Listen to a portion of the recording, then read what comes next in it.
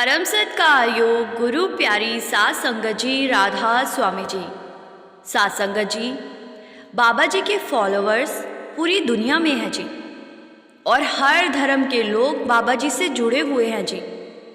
हम सब अक्सर अपने देश में रहने वाले लोगों के सवाल और बाबा जी के जवाब सुनते हैं जी।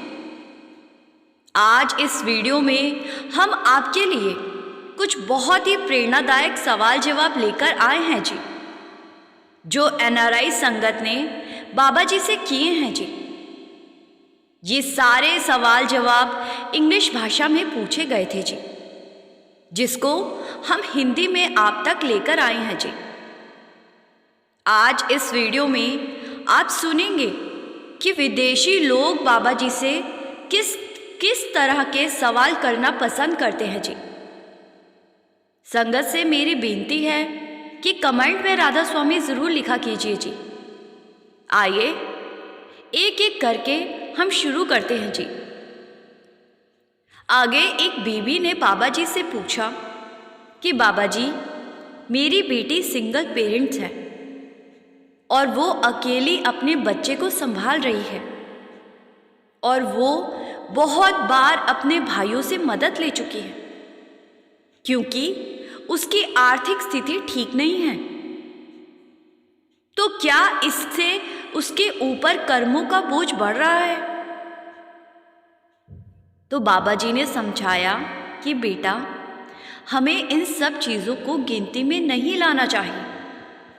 भगवान जानता है कि आज हम कौन सी स्थिति से गुजर रहे हैं, और अगर ऐसी स्थिति में हम किसी से मदद ले रहे हैं तो मैं नहीं सोचता कि ये गलत है, लेकिन हमें अपनी तरफ से कोशिश नहीं छोड़नी चाहिए और अपनी तरफ से मेहनत करनी चाहिए।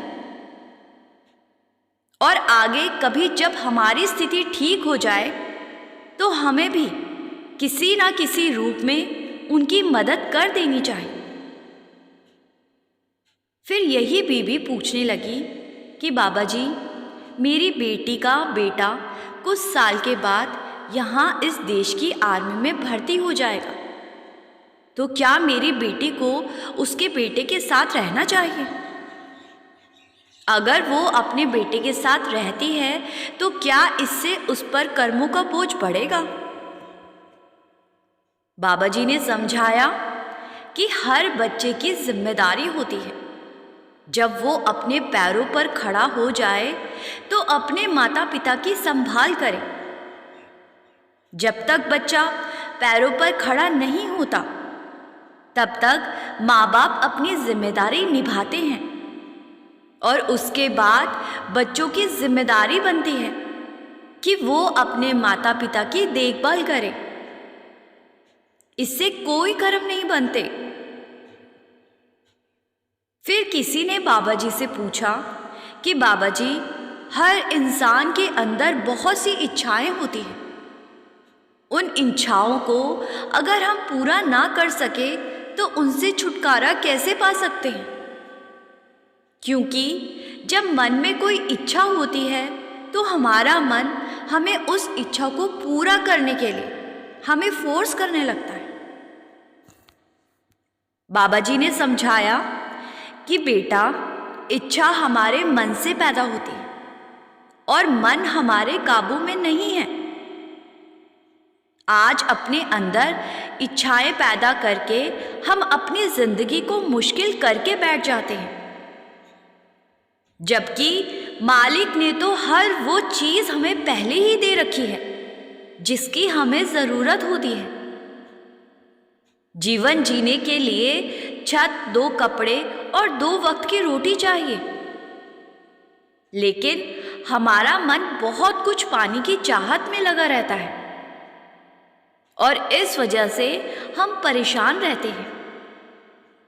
चाहे हम कितने भी बड़े घर में रहते हो, सोना तो एक बिस्तर पे है ना। कितना बड़ा बिजनेस क्यों ना हो, खानी तो 2 रोटी ही है ना। आज हम मन के बहकावे में आकर इच्छाओं के पीछे दौड़ते हैं, इच्छाएं कब हमारी ज़रूरत बन जाती है हमें पता ही नहीं चल पाता।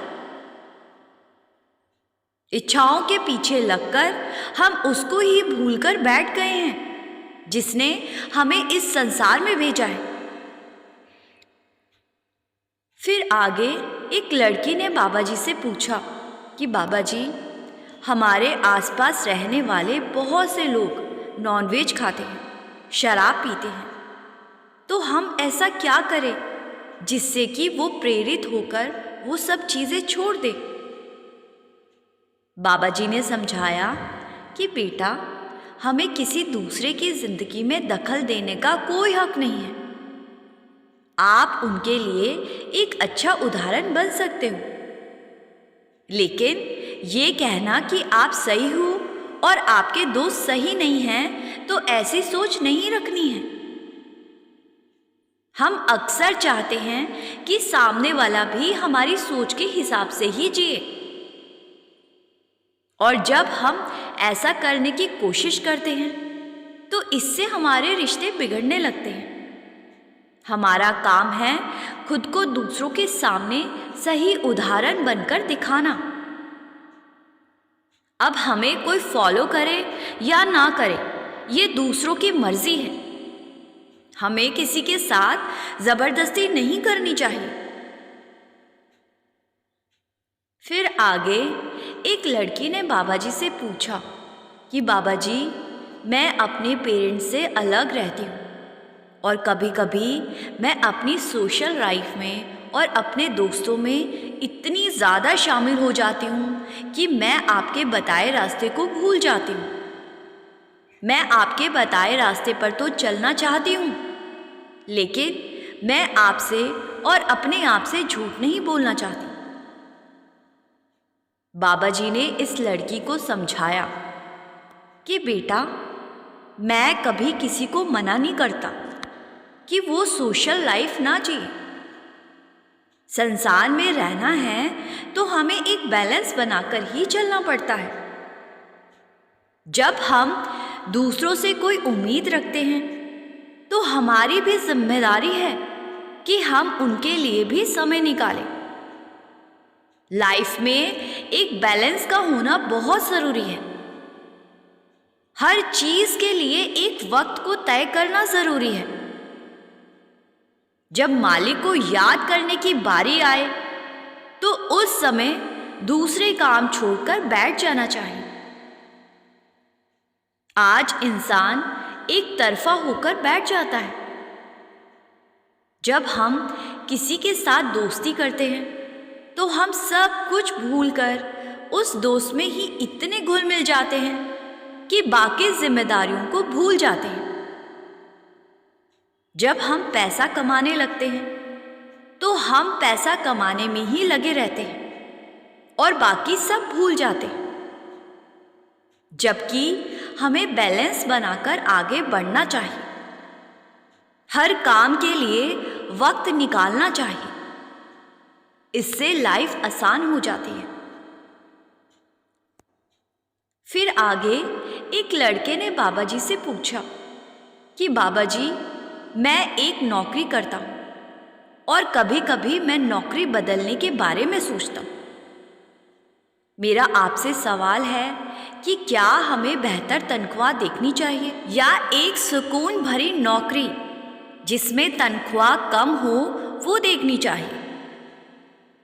बाबा जी ने इस लड़के को समझाया कि बेटा, कोई संस्था अगर आपको ज़्यादा तनख्वाह देती है तो उतना काम भी करवाती है, और जिस वजह से दूसरी चीज़ों के लिए आपके पास टाइम नहीं निकल पाता।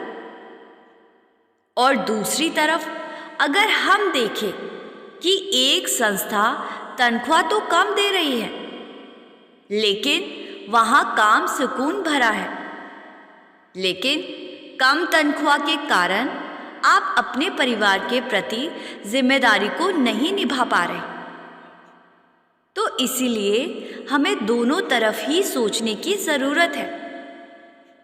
अब ये आप बेहतर जानते होंगे कि आपकी और आपके परिवार की ज़रूरतें कौन सी नौकरी से पूरी हो पाएंगी। इसीलिए आप सोच विचार करके और बैलेंस बनाकर कोई भी डिसीजन लीजिए। फिर आगे एक भाई ने बाबा जी से पूछा कि बाबा जी, मैंने अपनी लाइफ में कभी किसी के साथ बुरा नहीं किया, अपनी तरफ से सबकी भलाई ही की है और सोची है, लेकिन फिर भी मेरे साथ बहुत बुरा हो जाता है। बाबा जी ने समझाया कि बेटा, जो भी हमारे साथ होता है वो सिर्फ कर्मा के कारण होता है। मालिक ने हमें यहाँ कर्मों का हिसाब करने के लिए ही तो भेजा है। हमें परख नहीं करनी, हमें तो मालिक के भाने में रहना है। हमें तो अपने लक्ष्य पर ध्यान देना है। हमारा मकसद होना चाहिए कि हम इस जन्म के बाद अपने असल घर पहुंच जाए और आने जाने के इस चक्कर से बच जाए। फिर आगे एक लड़की ने बाबा जी से पूछा कि बाबा जी, कभी कभी हमारे सामने कोई किसी दूसरे के साथ गलत कर रहा होता है, तो क्या हमें उसको ऐसा करने से रोकना चाहिए? और अगर हम नहीं रोकते तो क्या इससे हमारे ऊपर कर्मों का बोझ बढ़ेगा? बाबा जी ने समझाया कि बेटा, अगर हमें लगता है कि हमारे मना करने से वो गलत करना रोक देगा तो हमें बीच में जाना चाहिए। लेकिन अगर हमारे कहने के बाद भी वो हमारी नहीं सुनेगा तो इससे तो हम उस समस्या को और बढ़ाकर बैठ जाएंगे। हर किसी को अपनी ताकत और कमजोरी का पता होता है। हम समस्या का हिस्सा भी बन सकते हैं और समाधान का हिस्सा भी बन सकते हैं। अब ये तो हमें सोचना है कि हमें वहाँ समस्या को बढ़ाकर उसका हिस्सा बनना है या समाधान का हिस्सा बनना है।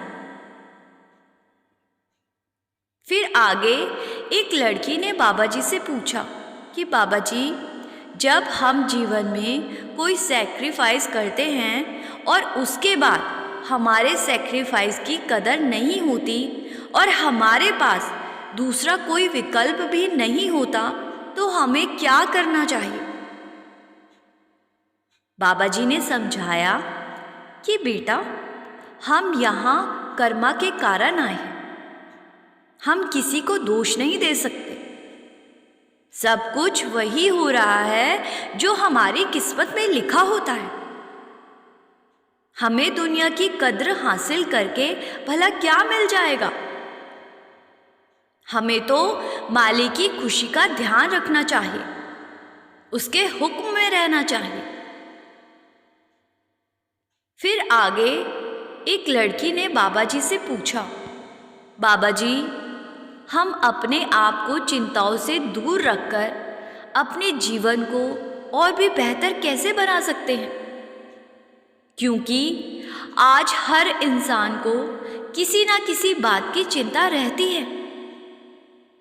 बाबा जी ने इस लड़की को समझाया कि बेटा, मालिक ने हमें एक ऐसी ताकत बख्शी है जो हमें निचली जुनियों से अलग करती है, और वो है विवेक की ताकत।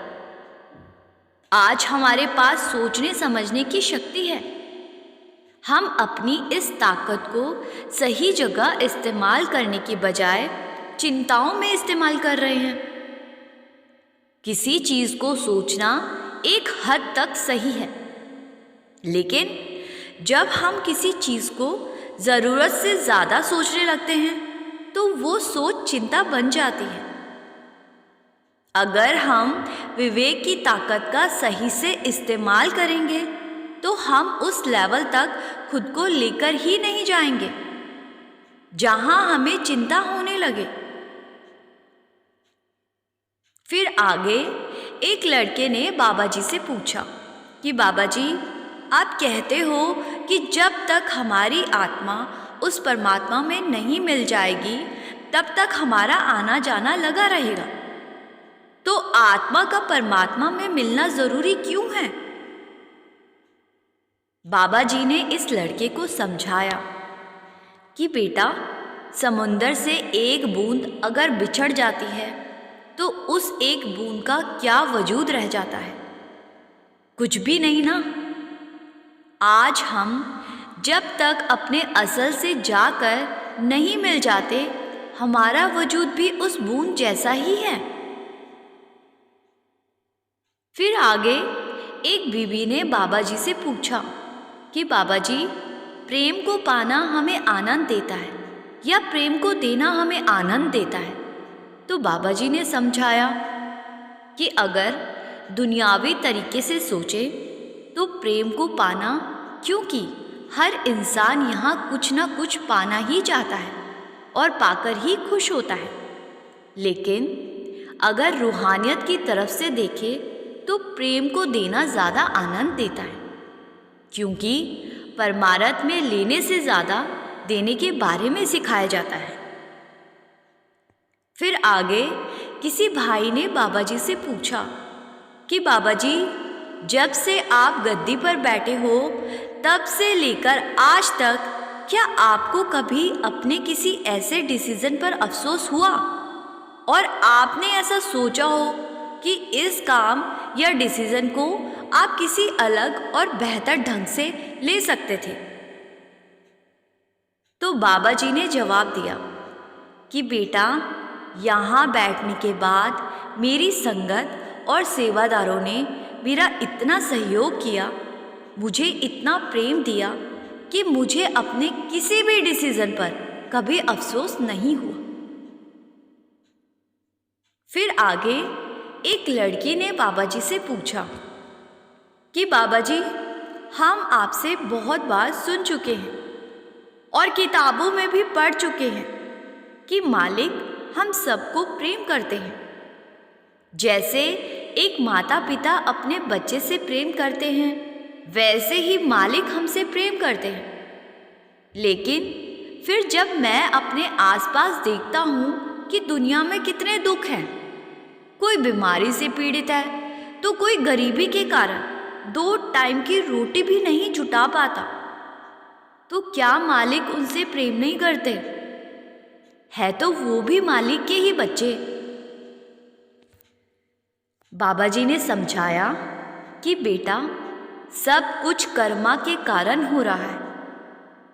मालिक के लिए हम सब उसके बच्चे हैं और सब बराबर हैं। मालिक कभी किसी के साथ पक्षपात नहीं करता, लेकिन कर्मों का हिसाब तो हमें खुद ही देना पड़ता है। ना कोई आपसे कर्मों के बोझ को उठा सकता है और ना आप किसी दूसरे के कर्मों के बोझ को उठा सकते हो। कर्मा का एक सिद्धांत है, हर एक्शन का एक रिएक्शन होता है। जब हम कोई कर्म करते हैं तो उसका भुगतान भी हमें ही करना पड़ेगा। कोई बहुत अमीर घर में पैदा हो रहा है तो कोई गरीब घर में, कोई बीमारी के साथ पैदा हो रहा है तो कोई स्वस्थ पैदा होता है। ये सब हमारे पुराने किए एक्शन के कारण होता है।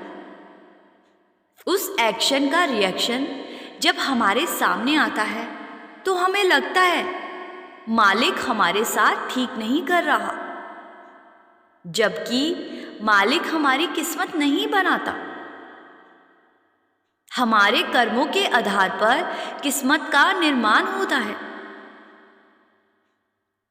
फिर एक भाई ने कोरोना के ऊपर बाबा जी से पूछा, बाबा जी, आज इंसान की कुदरत से हुए खिलवाड़ के कारण दुनिया को इतना कुछ भुगतना पड़ रहा है, तो क्या आने वाले टाइम में इंसान अपनी सोच में बदलाव करेगा? बाबा जी ने कहा कि बेटा, यही तो इंसान की प्रॉब्लम है। इंसान अपनी गलतियों से सीखता नहीं। आज अगर हम पीछे मुड़कर देखते हैं तो इंसान ने ना जाने कितने बड़े बड़े तबाही के मंजर देखे हैं। अगर हम उनसे सीख कर अमल में ही नहीं लाएंगे तो ये सब कहाँ रुकने वाला है। आज इंसान अपनी तबाही का जिम्मेदार खुद है। आज इंसान जैसे काम कर रहा है वो सिर्फ अपने बारे में सोच रहा है। कुदरत के साथ खिलवाड़ करके हम आने वाली जनरेशन के लिए क्या छोड़कर जा रहे हैं, इस पर हम सबको विचार करने की जरूरत है। फिर आगे एक बीबी ने बाबा जी से पूछा कि बाबा जी, एक सत्संगी के जीवन में प्रसाद कितना महत्व रखता है। तो बाबा जी ने जवाब दिया कि बेटा, मालिक की दी हुई हर चीज़ ही प्रसाद होती है। आज मालिक ने हमें ये जीवन दिया, ये सांसें दी, खाना दिया, पानी दिया, ये सब प्रसाद ही तो है। जब हम किसी धार्मिक स्थान पर जाते हैं तो वहाँ हमें प्रसाद के रूप में खाने की चीज़ दी जाती है, जिसको खाकर हमारे अंदर एक पॉजिटिव सोच आती है और हमें लगता है कि मालिक का आशीर्वाद हमें मिल गया।